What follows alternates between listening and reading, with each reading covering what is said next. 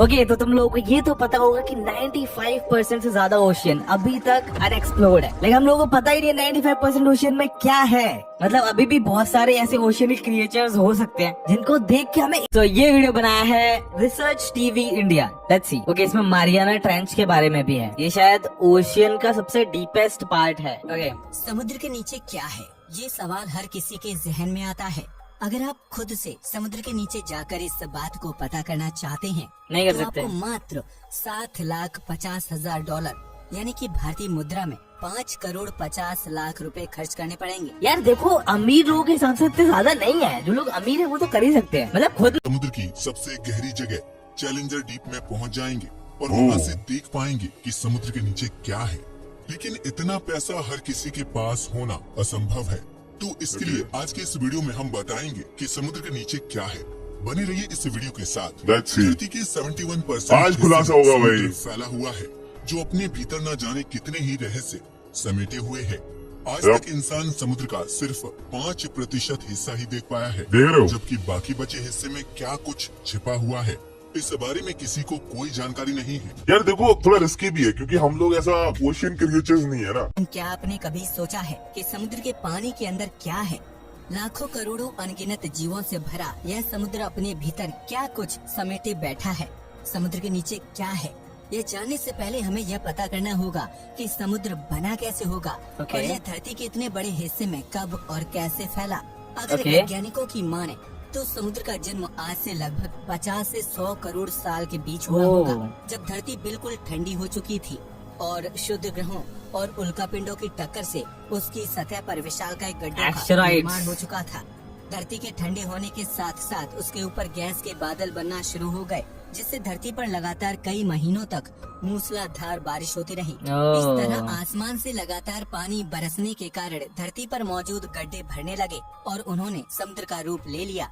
पृथ्वी पर पानी it. लाने का काम शुद्ध ग्रहों, उल्कापिंडों और कॉमेट ने किया था, जो बर्फ के रूप में धरती पर पानी लाते थे और पृथ्वी की सतह से टकराकर बर्फ के टुकड़े चारों तरफ बिखेर देते थे। लेकिन आउटर स्पेस से भी पानी कहाँ से आ रहा है? मतलब कहाँ से आया होगा उस टाइम पे? मतलब एस्ट्रॉइड्स लेके आए अर्थ पे, लेकिन बाहर से कहाँ से आया? एस्ट्रॉइड्स पे कहाँ से आया? इस तरह विभिन्न रूप से धरती पर जमा हुए पानी ने विशालकाय समुद्र का रूप धारण कर लिया। Okay. समुद्र में प्रशांत महासागर को सबसे गहरा माना जाता है, जिसकी औसत गहराई पैसिफिक ओशियन 3939 मीटर भाई ये पूरा हिंदी में बता रहे। देखो प्रशांत महासागर शायद पैसिफिक ओशियन की गई है।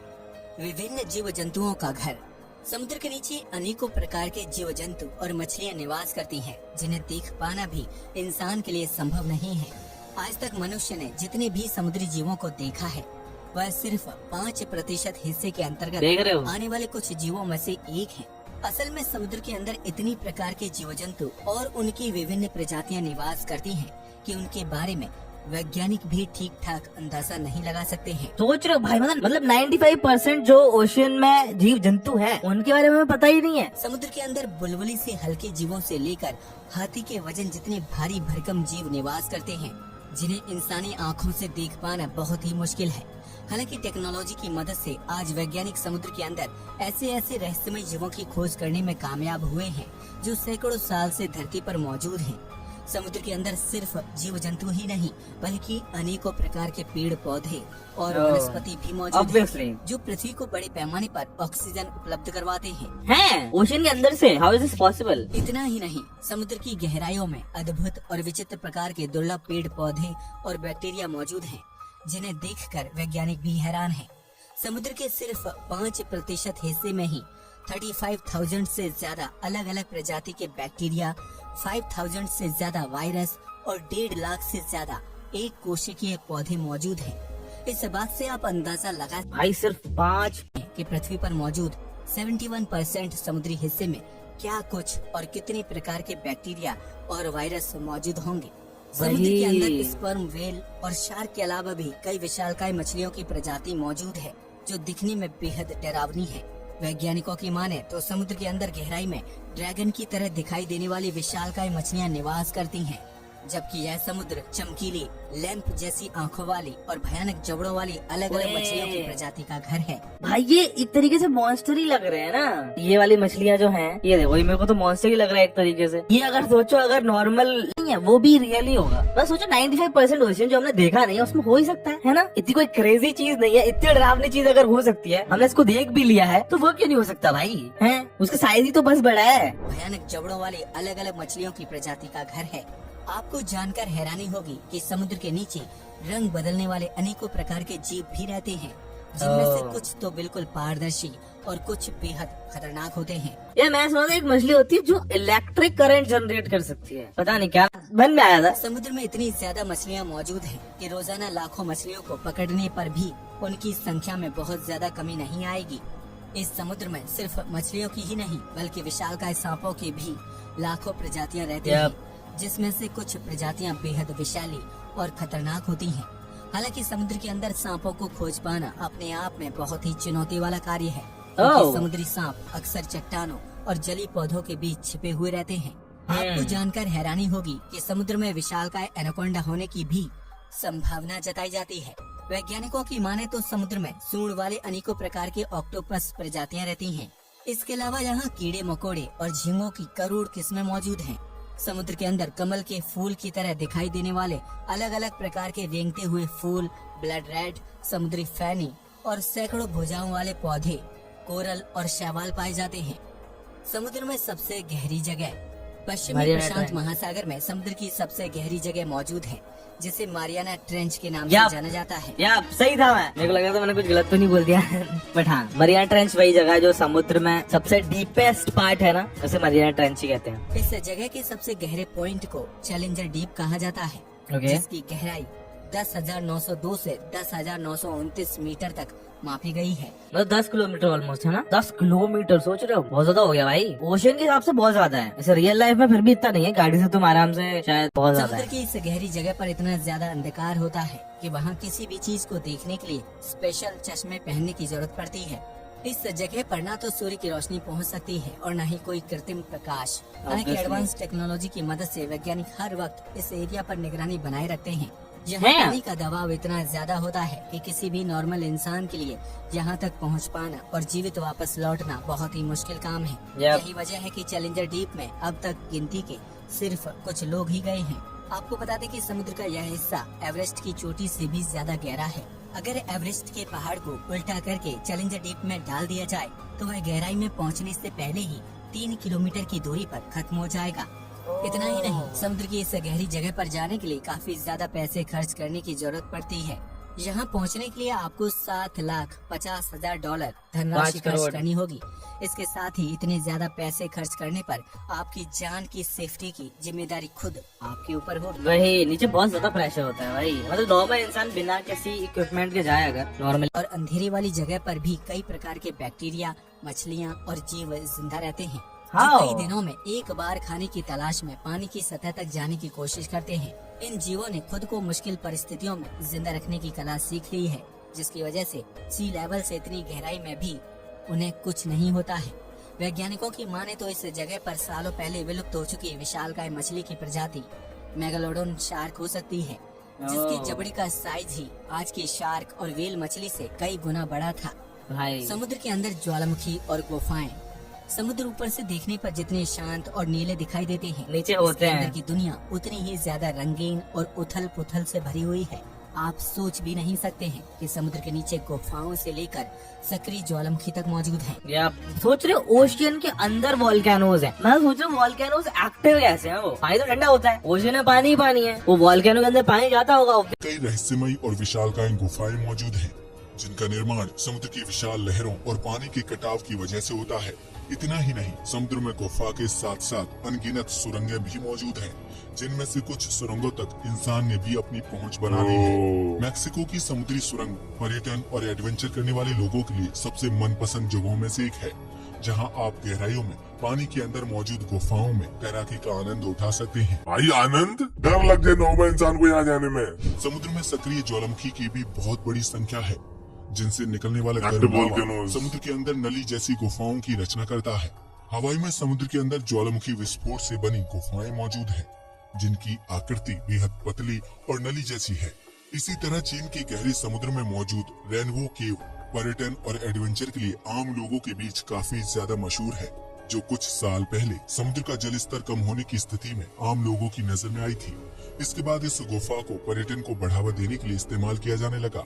जहाँ इसमें लोग अब घूमने आते हैं, तो अच्छा लग रहा है दिखने में, है ना? मतलब पूरा RGB सा सीन लग रहा है। रंगीन दीवारें देखने को मिलती हैं। इस रेनबो गुफा की लंबाई 240 मीटर है, जो समुद्र की खूबसूरत और रहस्यमय दुनिया देखने का एक अच्छा विकल्प है। समुद्र के अंदर मौजूद सक्रिय ज्वालामुखी में भी विस्फोट होता है। ये देख रहे हो, ये वोल्केनो ही फट रहा था, देखो। मौजूद सक्रिय ज्वालामुखी में भी विस्फोट होता है, जो पानी के एक सीमित इलाके को गर्म रखने का काम करता है। इसके अलावा विस्फोट से निकलने वाला लावा और अन्य खनिज तत्व समुद्र के पानी को जरूरी पोषक तत्व प्रदान करते हैं, जिससे खारे पानी में भी अनेकों प्रकार के शैवाल और जलीय पौधे पनप जाते हैं।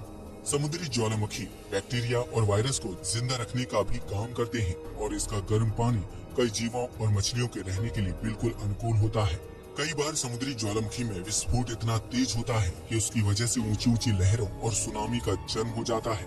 ऐसे में कई बार समुद्री ज्वालामुखी खतरनाक भी साबित हो जाते हैं। ऊंचे ऊंचे पहाड़ों का घर, यह तो हम सभी जानते हैं कि पृथ्वी पर ऊंचे ऊंचे पहाड़ और खूबसूरत पर्वतीय श्रृंखलाएं मौजूद हैं, जिनमें माउंट एवरेस्ट से लेकर अनेकों विशालकाय पहाड़ शामिल हैं। लेकिन क्या आपको पता है कि जमीन की तरह ही समुद्र के अंदर गहराइयों में भी ऊंचे ऊंचे पहाड़ मौजूद होते हैं, जिन्हें देखना अपने आप में अद्भुत अनुभव होता है। समुद्र के अंदर मौजूद सबसे लंबे और ऊंचाई वाले पहाड़ को माउना किया माउंटेन के ओके, मैं समझ रहा था ओशन के अंदर ही होंगे, मतलब ओशन के अंदर ही खत्म, पर ये ओशन के बाहर तक आते हैं भाई। माउना जाना जाता है, जो हवाई में प्रशांत महासागर के एक बड़े हिस्से में फैला हुआ है। इस पहाड़ को हवाई के द्वीप से भी देखा जा सकता है। ये तरीके का आइलैंड ही है शायद, है ना? आइलैंड पे मतलब समुद्र के बीच में एक आइलैंड, उस पे माउंटेन, है ना? जो पानी के ऊपर तैरता हुआ दिखता है।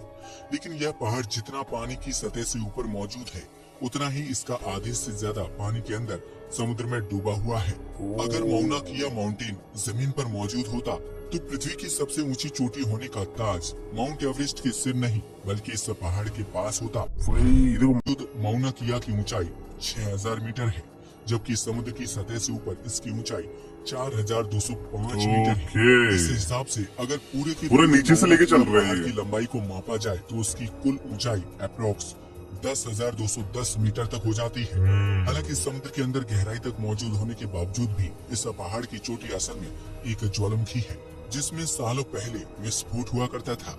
ठीक इसी प्रकार समुद्र में हजारों छोटे बड़े पहाड़ों को खोजा जा चुका है, जिनकी संख्या 1 लाख से भी ज्यादा हो चुकी है। आमतौर पर समुद्र के अंदर पाए जाने वाले पहाड़ों की ऊंचाई 1 से 3 किलोमीटर के बीच होती है, जिनका ज्यादातर हिस्सा पानी के अंदर ही डूबा रहता है। हालांकि कुछ पहाड़ समय के साथ पानी से बाहर आ जाते हैं, जिसका मुख्य कारण जल स्तर का कम हो जाना होता है। आपको बता दें कि दुनिया भर में मौजूद आइलैंड्स यानी द्वीपों का जन्म समुद्री पहाड़ों के पानी से बाहर आ जाने के कारण हुआ है, जिनका आकार अक्सर चपटा होता है। एक सी लेवल पर भी समुद्री पहाड़ के पानी से बाहर आ जाने की वजह से ही हुआ है, जो हवाई के लिए बेहतरीन टूरिस्ट प्लेस में से एक बन चुका है। मध्य सागर के अंदर दुनिया की सबसे विशालकाय पर्वत श्रृंखला मौजूद है, जिसकी लंबाई 64,000 किलोमीटर है। 64,000 मौजूद है, जिसकी लंबाई 64,000 किलोमीटर है। समुद्र के नीचे भी बहती है नदियाँ। आज तक आपने सिर्फ यही सुना होगा कि दुनिया भर में बहने वाली नदियाँ पहाड़ों और ग्लेशियर से निकलकर आखिरकार समुद्र में मिल जाती हैं, जहाँ उनका सफर खत्म हो जाता है। लेकिन आपको यह जानकर हैरानी होगी कि जमीन की तरह ही समुद्र के अंदर भी रहस्यमय ढंग से नदियां बहती हैं, जो अलग अलग प्रकार की धाराओं को पैदा करती हैं। गल्फ स्ट्रीम या गल्फ की धारा को दुनिया की सबसे विशालकाय समुद्री नदी का दर्जा दिया जाता है, जिसमें बहने वाला पानी गर्म होता है। यह धारा मैक्सिको की खाड़ी से उत्पन्न होती है, जिसकी वजह से इसे गल्फ स्ट्रीम के नाम से जाना जाता है। समुद्र के अंदर बहने वाली इस गर्म नदी की वजह से उत्तर अमेरिका के पूर्वी तट से लेकर यूरोप के पश्चिमी तट तक तापमान गर्म रहता है, जो पृथ्वी की जलवायु को परिवर्तित करने में अहम भूमिका निभाने का काम करती है। समुद्र के अंदर बहने वाली इस नदी को गूगल मैप पर भी देखा जा सकता है। ये देखो, फ्लो ऑफ वाटर, जो इतनी बड़ी है कि अगर दुनिया की सभी नदियों का पानी एक साथ मिला दिया जाए तो भी गल्फ की धारा का पानी ज्यादा होगा।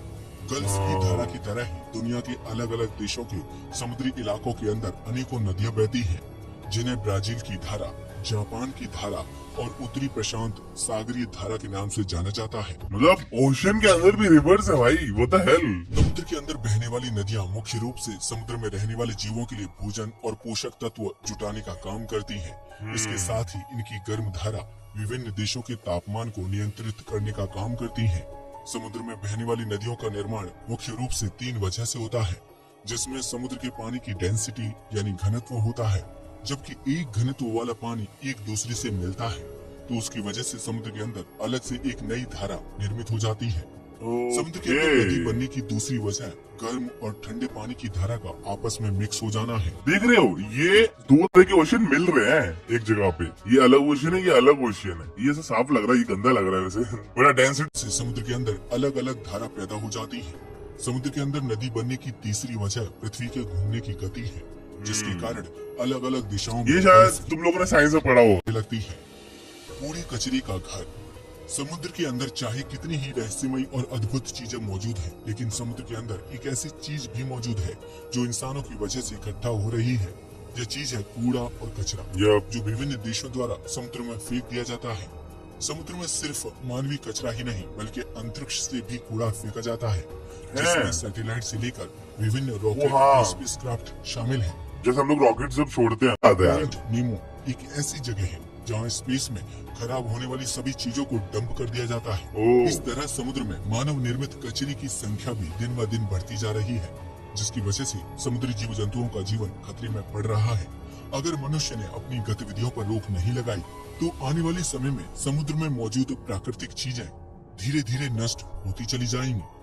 अब तो आप समझ ही गए होंगे कि समुद्र के अंदर क्या कुछ मौजूद है। भाई अगर समुद्र में 750 मीटर की गहराई से नीचे सबमरीन यानी कि पनडुब्बी जाती है तो उसमें या ये मैंने तुम्हें बताया था। विस्फोट होगा कि उसके चिथड़े उड़ जाएंगे। और क्या? वहीं अगर एक नॉर्मल इंसान समुद्र में 1 किलोमीटर की गहराई से नीचे बिना ऑक्सीजन सिलेंडर के जाता है तो उसके लंग्स फट जाएंगे। ओह, समुद्र की सबसे गहरी ज्ञात जगह चैलेंजर डीप है जो वही चैलेंजर डीप है 2-3 साल बाद। और क्या? ओके दोस्तों, तो यही थी तुम्हारी साइंस की क्लास। अगली क्लास में हम लोग टेस्ट लेंगे। तो कुछ टेस्ट नहीं हो रहा, तुम्हें डरने की जरूरत नहीं है, मैं मजाक कर रहा था। तो इसी के साथ यही था आज की वीडियो के लिए। एंड अगर तुम्हें ये वीडियो अच्छी लगी हो तो लाइक कर दो, वीडियो को सब्सक्राइब कर दो चैनल को। और तुम्हें अगली वीडियो किस चीज पे चाहिए तुम कमेंट भी कर सकते हो। और हाँ, लास्ट चीज, शेयर कर दो इस वीडियो को अपने दोस्तों के साथ। इसी के साथ मैं तो मिलूंगा आगे और भी शानदार वीडियोस में। Till then